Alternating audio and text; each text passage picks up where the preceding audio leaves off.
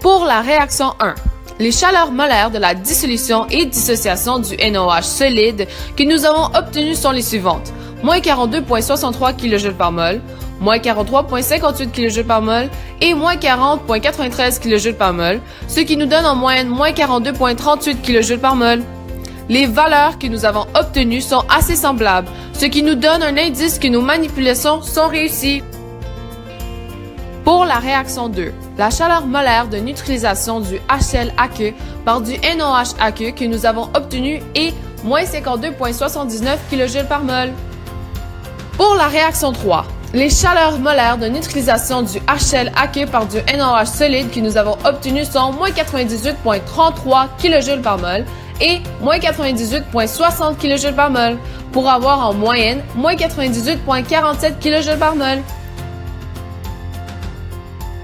Les valeurs que nous avons obtenues sont encore une fois assez semblables, ce qui nous donne un indice que nos manipulations sont réussies.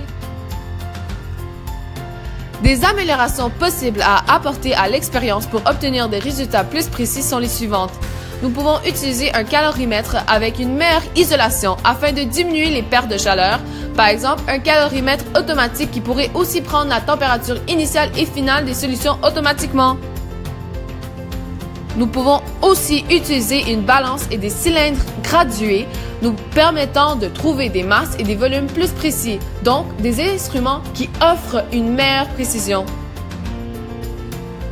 Finalement, nous pouvons aussi faire plus d'un essai pour la réaction 2, ce faisant avec un ballon jaugé pour avoir plusieurs chaleurs molaires et ainsi pouvoir mieux juger la validité de nos résultats.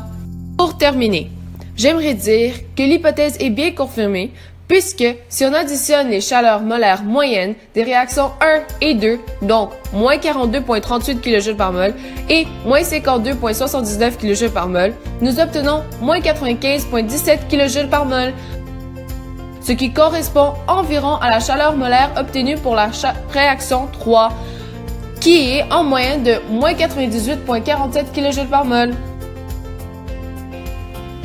Nous pouvons donc assurer que la somme des chaleurs molaires de réaction des phénomènes partiels, donc les réactions 1 et 2, est égale à la chaleur molaire de réaction du phénomène global, donc la réaction 3.